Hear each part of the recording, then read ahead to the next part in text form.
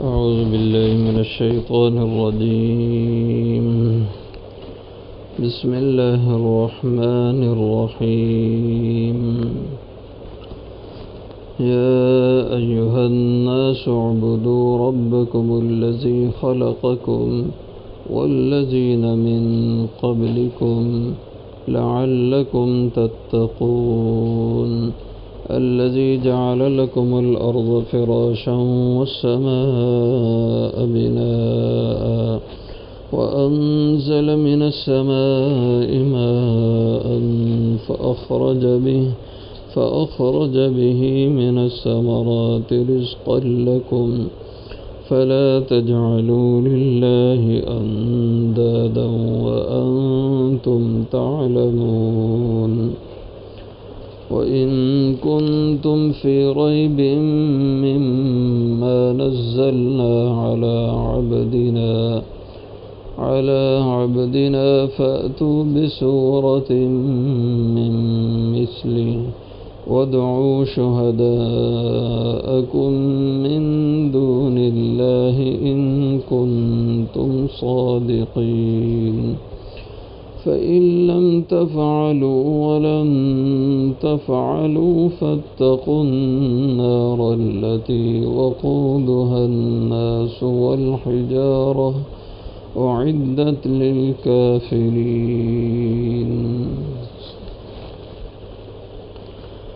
یا ایھا الناس اعبدوا، اے لوگو عبادت کرو، بندگی کرو اپنے پروردگار کی، الذی وہ خلقکم جس نے تمہیں پیدا کیا، والذین من قبلکم اور ان کو جو تم سے پہلے ہوئے، لعلکم تتقون تاکہ تم بچ جاؤ. الذی وہ اللہ جعل لکم الارض جس نے تمہارے لیے بنایا زمین کو، فراشا بچھونا، والسماء اور آسمان کو، بناء چھت، وانزل من السماء ماء اور اتارا آسمان سے پانی، فاخرج بھی پھر نکالے اس کے ذریعے سے، من الثمرات رزقا پھلوں سے رزق، لکم تمہارے لیے، فلا تجعلوا للہ اندادا سو نہ بناؤ، نہ ٹھہراؤ اللہ کے لیے، اندادا شریک، وانتم تعلمون اور تم جانتے بھی ہو. وَإِن كُنتُمْ اور اگر ہو تم فی ریب شک میں، مما اس کے بارے میں جو نزلنا ہم نے اتارا، علی عبدنا اپنے بندے پر، فاتو پھر لاؤ تم بصورت کوئی صورت، من مثلہ جیسی، ودعو اور بلا لو شہداءکم اپنے مددگاروں کو، من دون اللہ جو اللہ کے سوا ہوں، ان کنتم صادقین اگر تم سچے ہو. فإن لم تفعلوا پھر اگر تم ایسا نہ کر سکو، ولن تفعلوا اور ہرگز تم نہ ایسا کر سکو گے، فاتقوا النار تو پھر ڈرو آگ سے، التی وہ آگ، وقودها الناس جس کا ایندھن لوگ ہوں گے، والحجارۃ اور پتھر ہوں گے، اعدت للکافرین جو تیار کی گئی ہے کافروں کے لیے.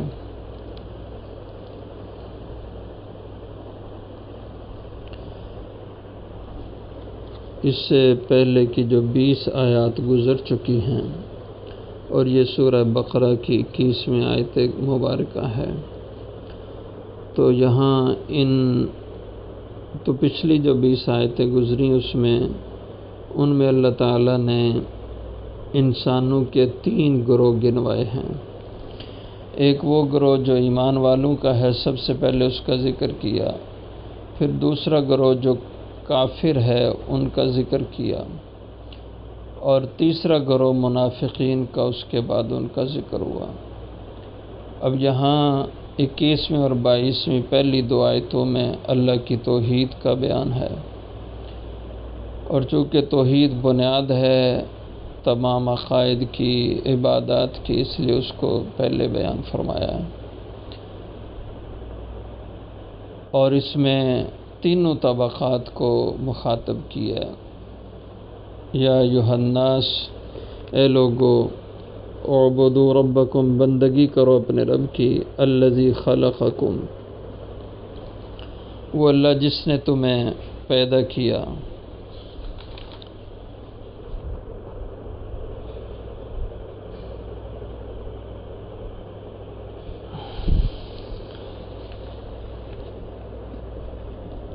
اپنے پروردگار کی بندگی کرو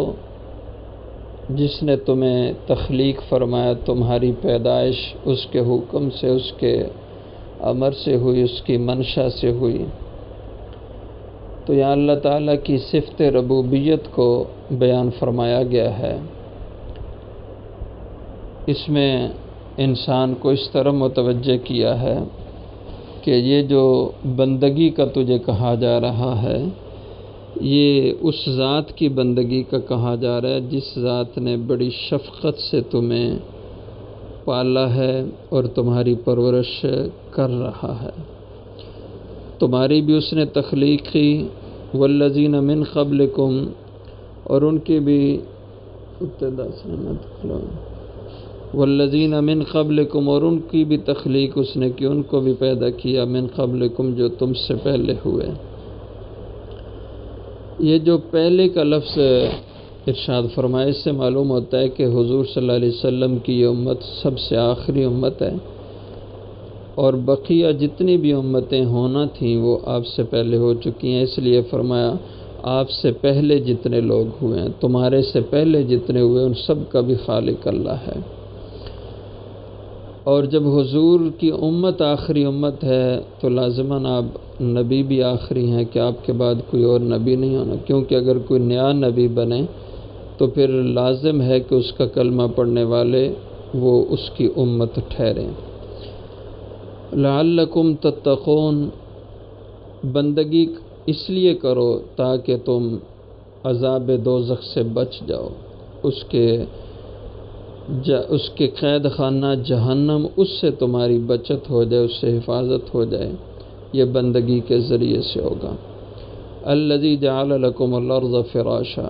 اس رب کی جس کی بندگی تم نے کرنا ہے، اس کے یہ تمہارے لیے انعامات ہیں۔ پہلا انعام اس کا یہ ہے کہ اس نے بنائی تمہارے لیے زمین، فراشا، فرش بنائی، بچھونا زمین کو بنایا۔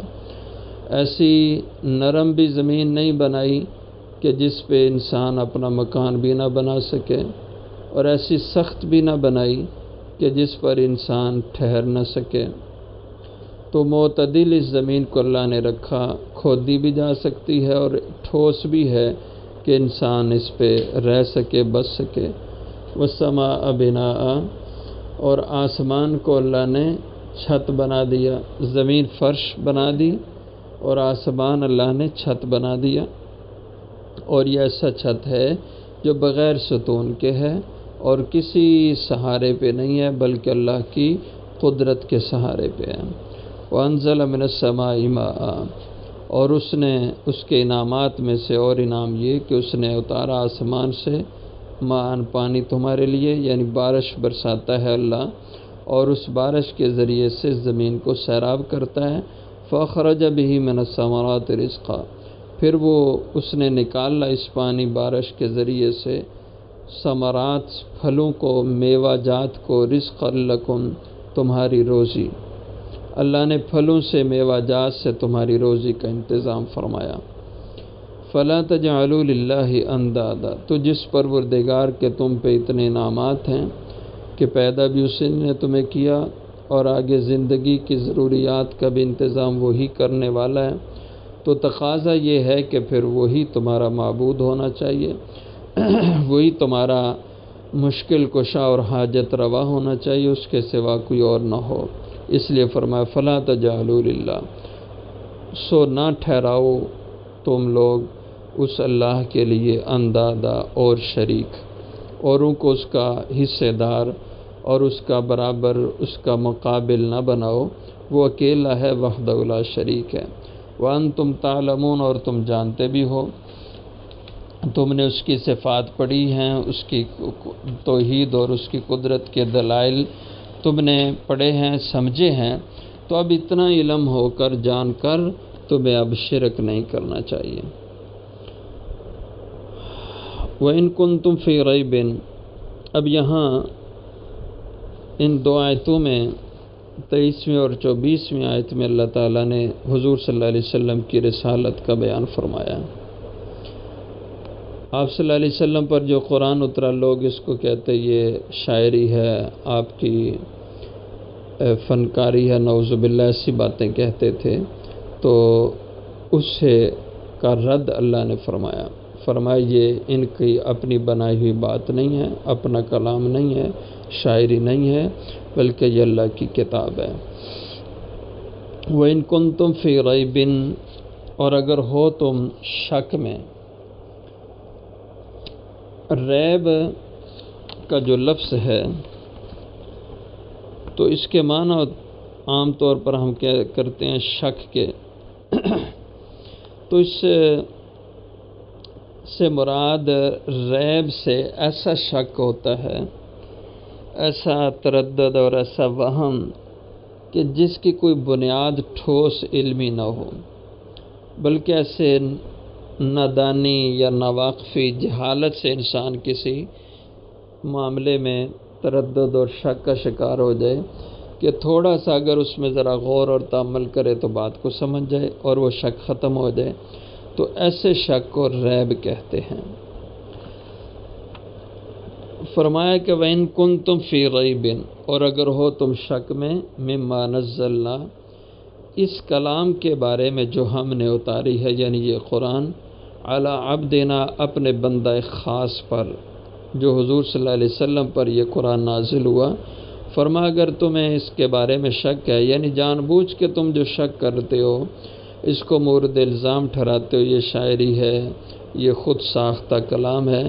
تو اگر ایسی بات ہے پھر تو معاملہ کوئی اتنا مشکل نہیں، تم بھی اس کے مقابلے میں فَأْتُوا بِسُورَةٍ، لے آؤ تم بھی کوئی ایک صورت میں مثل اس جیسی۔ صورت کا جو لفظ ہے اس کے جو لغوی معنی ہوتے ہیں وہ ٹکڑا اور قطع کے ہوتے ہیں، کوئی محدود چیز کے معنی ہوتے ہیں، اور قرآن پاک کے اندر مستقل صورتیں ہیں، 114 صورتیں ہیں، اور یہ ان مختلف قرآن کے حصوں کو صورت کا نام بھی اسی نسبت سے دیا گیا کہ آپ صلی اللہ علیہ وسلم نے وحی کے ذریعے سے یہ حصہ دوسرے حصے سے الگ قرار دے دیا، تو اس طرح قرآن پاک کے 114 حصے حضور نے گنوائے، تو جو حصے کیے اس کے، تو ان کے اوپر لفظ صورت کا اطلاق ہونے لگا۔ تو فرمایا کہ فَأْتُوا بِسُورَةٍ مِّن مِّثْلِهِ، اگر یہ اپنا بنایا کلام ہے تو تم بھی بنا سکتے ہو، تم بھی عربی لوگ ہو اور فصیح و بلیغ لوگ ہو، اگر انہوں نے بنا لیا تم بھی بنا لو، فَأْتُوا، تو پھر لے آؤ کوئی ایک صورت میں مِّن مِّثْلِهِ، اس قرآن جیسی، وَادْعُوا شُهَدَاءَكُمْ، اکیلے نہیں تو بلا لو اپنے ساتھ حمایتیوں کو، اپنے مددگاروں کو، من دون اللہ، اللہ کے سوا، یعنی جن کو تم اپنا معبود بنائے بیٹھے ہو ان کو بھی ساتھ ملا لو، ان کنتم صادقین، اگر تم اس دعوے میں سچے ہو کہ یہ قرآن اللہ کی کلام نہیں، ان کا خود ساختہ کلام ہے،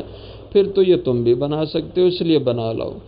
اگر تم بنا نہ سکو اس جیسا کلام تو یہ دلیل ہے اس بات کی کہ یہ کلام اللہ کا ہے، اس لیے تم اس کے مقابلے میں اس جیسا کلام نہیں بنا سکتے، اور یہ ان کا اپنا بنایا خود ساختہ کلام نہیں ہے۔ یہ حضور کا معجزہ تھا کہ آپ نے کسی سے پڑھنا سیکھا نہیں، لیکن بغیر پڑھے کہ اللہ نے آپ کی زبان پہ وہ کلام جاری کر دی جس کلام کا مقابلہ کرنے سے پوری دنیا عرب کے فصیح و بلیغ اور ادیب لوگ بھی عاجز آ گئے۔ یہ آپ کا معجزہ، اور یہ قیامت تک زندہ آپ کا معجزہ ہے، اور ہر دور میں مسلمان یہ چیلنج کافر کو کر سکتا ہے کہ فَأْتُوا بِسُورَةٍ مِّن مِّثْلِهِ، کہ تم لوگ اگر اس قرآن کو سچی کتاب نہیں مانتے تو پھر دنیا کے فصحاء، بلغاء اور ادباء اکٹھے ہو جاؤ اور اس قرآن کے چھوٹی سی صورت کے مقابلے میں کوئی صورت بنا لو۔ لیکن آج تک قرآن کا یہ چیلنج کوئی دنیا کا ادیب قبول نہیں کر سکا، اور نہ قیامت تک کوئی اس چیلنج کو قبول کر سکے گا کہ اس جیسی کوئی کلام پیش کر دے۔ یہ قیامت تک کے لیے حضور کا زندہ معجزہ ہے یہ قرآن۔ ان کنتم صادقین، اگر تم سچے ہو تو اس جیسی کلام لے آؤ، لیکن وہ لا نہ سکے اور نہ قیامت تک کوئی کافر اس جیسی کلام پیش کر سکے گا۔ حضور صلی اللہ علیہ وسلم کے دو معجزے گنوائے ہیں علامہ جلال الدین سیوطی رحمہ اللہ نے اپنی تفسیر جلالین کے اندر۔ معجزات تو حضور کو اللہ نے بہت عطا فرمائے، اور نبیوں کو بھی اللہ ان کے زمانے معجزات دیتے رہے، لیکن ہوتا یہ تھا کہ جو معجزہ نبوت کی دلیل ظاہر ہوتی تھی نبیوں کے ہاتھ پہ، وہ پھر ختم ہو جاتی تھی۔ حضور کے دیگر معجزات بھی ایسے ہی تھے، لیکن دو معجزے علامہ جلال الدین سیوطی رحمہ اللہ نے حدیث کے حوالے سے نقل کیے ہیں۔ یہ ایسے معجزے ہیں حضور کے کہ جو قیامت تک رہیں گے، آپ کے دنیا سے چلے جانے کے بعد بھی معجزے زندہ رہیں گے۔ ایک تو یہی معجزہ قرآن ہے، اور دوسرا معجزہ آپ نے بتلایا کہ حضرت ابو سعید خدری رضی اللہ عنہ نے ایک دفعہ حضور صلی اللہ علیہ وسلم سے یہ دریافت فرمایا کہ یا رسول اللہ صلی اللہ علیہ وسلم، حج کے دنوں میں یہ جو شیاطین کو کنکریاں ماری جاتی ہیں جمرات کی، یہ کنکریاں کہاں جاتی ہیں؟ تو آپ صلی اللہ علیہ وسلم نے ارشاد فرمایا کہ جن لوگوں کا حج قبول ہوتا ہے ان کی کنکریاں اللہ نے فرشتے مقرر فرما لیے ہیں، وہ اٹھا کے لے جاتے ہیں، اور جن کا قبول نہیں ہوتا ان کی کنکریاں وہیں پہ پڑی رہتی ہیں۔ اور ظاہر ہے کہ ہر سال لاکھوں کی تعداد میں حج کے لیے لوگ آتے ہیں، اور لاکھوں کی تعداد میں 3 دن لوگ، ہر آدمی پہلے دن 7 کنکریاں مارتا ہے، بقیہ 2 دن وہ 21 کنکریاں مارتا ہے۔ اب اتنی تعداد میں کنکریاں ماری جاتی ہیں، لیکن وہاں کوئی ڈھیر آج تک نہیں لگا، کوئی انتظام نہیں ہے کہ وہاں کوئی گاڑی لگا، ٹرک لگایا گیا ہو اور وہ کنکریاں اٹھا کے لے جاتے ہوں، ایسا کوئی نظم نہیں۔ اور یہ اس وقت حضور صلی اللہ علیہ وسلم نے فرمایا تھا کہ یہ کنکریاں فرشتے اٹھا کے لے جاتے ہیں، اور آج تک اسی طرح ہوتا جا رہا ہے، وہاں ڈھیر نہیں لگا، کوئی پہاڑ یا ٹیلہ نہیں بنا ان کنکریوں کا۔ یہ بھی حضور کا معجزہ تھا، اور آج تک ایسا ہو۔ اور ابھی قریب کے زمانے سے حکومت سعودیہ نے انتظام کیا وہاں سے کنکریاں اٹھانے کا، تو یہ بھی شاید انسانوں کی کمزوری ہے کہ بہت سارے لوگوں کا حج قبول نہیں ہوتا، جس کی وجہ سے کنکریاں بہت زیادہ جمع ہو جاتی، اس لیے ان کے اٹھانا مجبوری بن گئی، ورنہ پہلے لوگوں میں دینداری اچھی ہوتی، سمجھ سے اور سیکھ کر لوگ عبادت کے ذوق سے حج کرتے تو اکثریت کا حج قبول ہوتا، کچھ کنکریاں بچتی تھیں، اور اب اکثریت سے شاید قبولیت نہ ہوتی ہو، اس لیے اب وہاں انتظام اٹھانے کا کرنا پڑ گیا ان کو۔ تو یہ فرمایا کہ 2 معجزے ہیں حضور صلی اللہ علیہ وسلم کے جو قیامت تک کے لیے قائم زندہ رہیں گے۔ فَإِن لَّمْ تَفْعَلُوا، پھر اگر تم ایسا نہ کر سکو، یعنی اس قرآن جیسی کوئی صورت نہ بنا سکو، وَلَن تَفْعَلُوا، اور ہرگز ایسا نہ کر سکو گے، کبھی ایسا تم سے نہ ہو پائے گا، تو فَاتَّقُوا النَّارَ، پھر اس کی مخالفت سے بچو، کیونکہ اس کی مخالفت کا نتیجہ دوزخ ہے، اس لیے دوزخ کی آگ سے بچو، التی وقودها الناس، وہ آگ جس کا ایندھن انسان بنیں گے، والحجارۃ، اور پتھر اس کا ایندھن بنیں گے۔ پتھر سے بعد حضرات نے یہ بتلایا کہ پتھر سے مراد گندک کا پتھر ہے کہ یہ آگ کو بھڑکانے کے لیے استعمال ہوگا، اور عدت للکافرین، یہ دوزخ تیار کی گئی ہے کافروں کے لیے کہ یہ کافر اس میں ٹھہریں گے۔ اس سے معلوم ہوتا ہے کہ جنت اور دوزخ اب بھی موجود ہیں، تیار شدہ ہیں۔ تو جو متجددین، نئی فکر کے لوگ، اور اسی طرح منکرین حدیث کہتے ہیں جنت دوزخ ایک افسانہ، اس کی کوئی حقیقت نہیں، یہ بالکل غلط ہے۔ اللہ فرما رہے اعدت للکافرین، دوزخ موجود ہے اور اس کو اللہ نے کافروں کے لیے تیار کر رکھا ہے۔